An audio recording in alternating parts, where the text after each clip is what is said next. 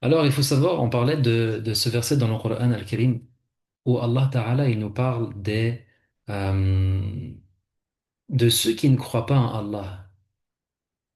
Et ces gens-là, ils pensent savoir des choses. Ils pensent connaître des choses et ils pensent que ces choses qu'ils connaissent leur apportent une lumière. Et quand on leur dit de croire, ils disent non, on n'a pas besoin de croire. Et ils pensent qu'ils peuvent faire leur vie avec cette petite lumière. Allah nous dit que c'est l'exemple des gens qui sont dans une nuit noire et ils ont allumé un feu. Mais dès que le feu est allumé et que eux ils pensent que ah c'est bon maintenant on a de la lumière, le feu est éteint et ils se retrouvent dans l'obscurité sans rien voir. Alors que celui qui croit en Allah, il a une véritable lumière dans sa vie et une lumière qui va l'amener, Inch'Allah, jusqu'au paradis. Donc ça, c'est l'exemple du feu dans une nuit noire. Toujours se rappeler ça, les enfants, que toi, tu préfères être dans le jour et voir clairement. Quand tu es dans le jour, est-ce que tu as besoin d'une lampe de poche? Non. Mais quand tu es dans la nuit noire, tu as besoin d'un feu. Mais le feu, il est très faible et il peut s'éteindre à tout moment. Ça, c'est l'exemple de quoi? De la foi et du contraire de la foi. Ça veut dire d'avoir la foi, d'avoir confiance en Allah, d'apprendre ta religion, de pratiquer, de faire ta prière, ça te donne une lumière qui te permet de quoi? De cheminer, d'être toujours éclairé. D'accord? Et ça, c'était le dessin de Kawthar.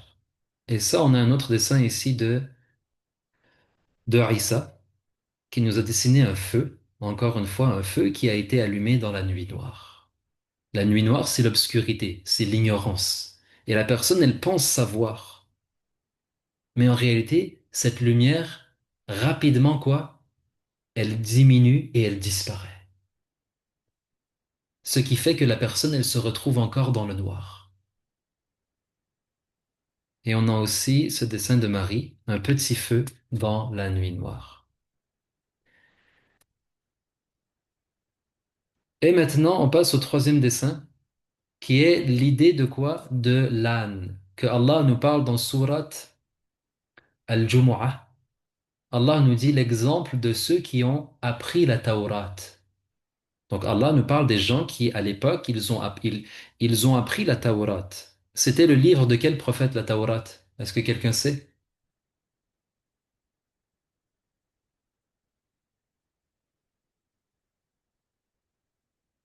Personne sait? La Tawrat, c'était quel prophète qui avait le livre de la Tawrat, qui est venu avec le livre de la Torah? Alors je pose une question, sûrement vous savez, quel prophète est venu avec le livre du Coran? Ça, est-ce que vous savez?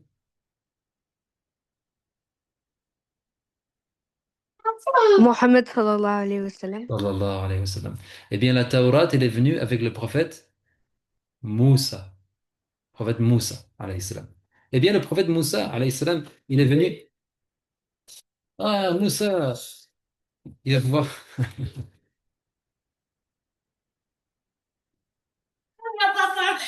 Viens, viens. Alors, le prophète Moussa, alayhi salam, il est venu avec la Tawrat. Et la Tawrat, c'était un livre révélé par Allah aux gens. Et dans ce livre, il y avait quoi? La guidée. Ça veut dire celui qui suit la Tawrat, il va retourner au paradis. Il va savoir c'est quoi le bien. Il va savoir c'est quoi le mal pour l'éviter. Donc la Tawrat, c'était un livre très important à l'époque du prophète Moussa. Mais le problème, c'est quoi? C'est qu'il y a des gens, ils apprenaient la Tawrat, ça veut dire ils apprenaient beaucoup de versets. C'était quand même un livre qui était quand même, il y avait beaucoup de pages. Eh bien, si quelqu'un, il apprend la Tawrat, mais il ne pratique pas, ça veut dire qu'il ne met pas en pratique la Tawrat, il ressemble à quoi? Allah, il nous dit, il ressemble à l'âne qui porte sur son dos des livres. Imaginez un âne Est-ce que l'âne en lui-même, on dit qu'il est intelligent? On ne dit pas qu'il est intelligent. L'intelligence, c'est quelque chose qui est pour les êtres humains. De savoir c'est quoi le bien, de savoir c'est quoi le mal, de réfléchir, de faire des plans. Ça, c'est l'intelligence. L'âne, lui, il n'est pas défini par l'intelligence. Il est défini par autre chose. Eh bien, imaginez un âne qui porte sur son dos une cargaison de livres. Est-ce que les livres vont lui servir à quelque chose? Non.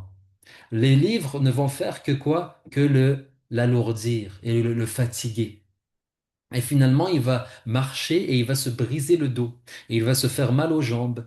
Et il va parvenir à son but, à sa destination, mais après avoir quoi? Après être exténué. Il n'en peut plus. Pourquoi il a porté tous ces livres? Ça, c'est l'exemple de qui? De quelqu'un qui apprend beaucoup de choses, mais il ne met pas en pratique.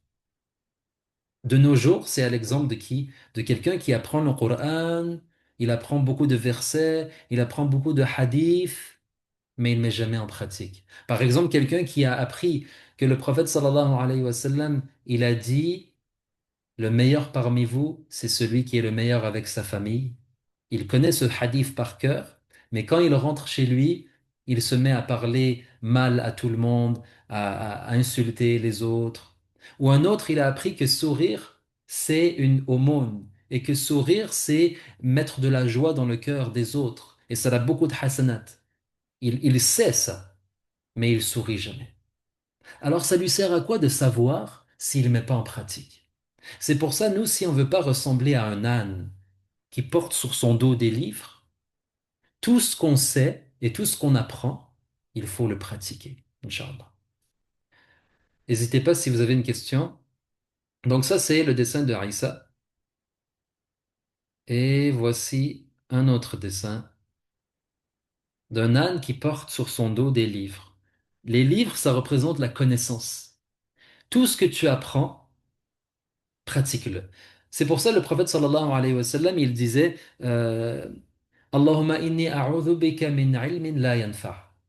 Sallallahu alayhi wa sallam. Il disait, oh Allah, je te demande protection de tout savoir qui ne profite pas, d'apprendre quelque chose qui sert à rien. Et c'est pour ça aujourd'hui, on doit faire attention, surtout avec les téléphones, euh, il y a beaucoup d'informations inutiles. Et le problème, c'est que ça prend de la place dans notre cerveau. Et si ça prend de la place dans le cerveau, ça nous empêche d'apprendre des choses qui sont plus utiles. D'accord? Il faut toujours voir son esprit comme un champ. Qu'est-ce que tu vas planter dans ton champ? Il faut que ce soit fertile, il faut que ce soit utile. Et finalement, on termine avec la mouche. La mouche, et ça c'est le dessin de Kawthar. La mouche, elle a été citée dans Surat Al-Hajj, dans la dernière page, comme un défi. Un défi pour qui? Pour les mécréants, pour ceux qui ne croient pas. Parce qu'il y a des gens qui ne croient pas, ils se pensent très intelligents, et vous les voyez de nos jours, ils fabriquent toutes sortes de choses. Ils fabriquent des ordinateurs, ils fabriquent des téléphones, ils fabriquent des voitures, ils fabriquent des fusées, ils fabriquent même des robots. Et le problème, c'est que c'est pas de fabriquer. Fabriquer, il n'y a aucun problème. Le problème, c'est de fabriquer et de penser qu'après, tu as plus besoin d'Allah et que toi, tu es devenu toi-même un créateur. Est-ce que toi, parce que tu as fabriqué une voiture, tu es un créateur? Non. Est-ce que toi, parce que tu as fabriqué un ordinateur ou une fusée ou un robot, tu es un créateur? Non. La ilaha illallah. Le seul créateur, c'est Allah. Et Allah, il donne un défi à ces gens. S'ils sont si avancés qu'ils créent une mouche, est-ce qu'ils sont capables de créer une mouche, malgré que la mouche est toute petite? Et ils peuvent regarder la mouche, comment elle est faite. Ils vont regarder ses ailes, ils vont regarder son petit corps noir, ils vont regarder ses yeux. Mais même avec toute leur technologie, et même si tu leur donnes encore 1000 ans ou 10 000 ans, ils seront jamais capables de fabriquer, ou plutôt de créer une mouche, parce que la création, ça appartient que à Allah. Regardez la petite fille qui a dessiné qui a fait ce dessin, regardez son œil. L'œil de la mouche, c'est vrai, il est comme ça. L'œil de la mouche, euh, elle peut voir à 360 degrés. C'est pour ça que tu peux jamais la frapper avec ta main. Tu arrives jamais. Elle voit toujours autour d'elle. L'œil de la mouche, il est très complexe. Les ailes de la mouche aussi. La trompe aussi. Vous voyez la petite trompe ici? Quand elle met sa trompe sur une nourriture, la nourriture, elle se transforme instantanément. Et avant de l'avaler, la nourriture, elle est transformée. Et c'est pour ça le défi dans le Coran, c'était pas seulement de créer une mouche, mais aussi est-ce que vous êtes capable de reprendre la nourriture qu'elle a pris? Si la mouche, elle met dans sa bouche quelque chose, est-ce que vous pouvez lui enlever? Impossible. Parce que cette substance, elle a complètement changé. La mouche, elle a transformé la chose et c'est plus du tout la même chose. Walhamdulillahi Rabbil Alamin. On a aussi ce dessin de Moussa, une petite mouche ici. Est-ce que quelqu'un a une question?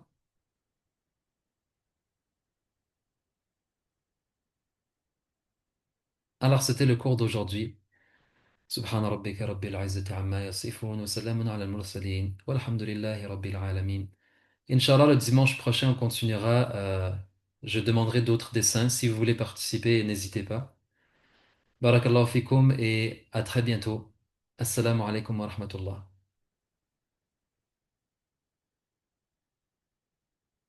وعليكم السلام ورحمة الله وبركاته. السلام Merci. عليكم. Wa alaikum salam.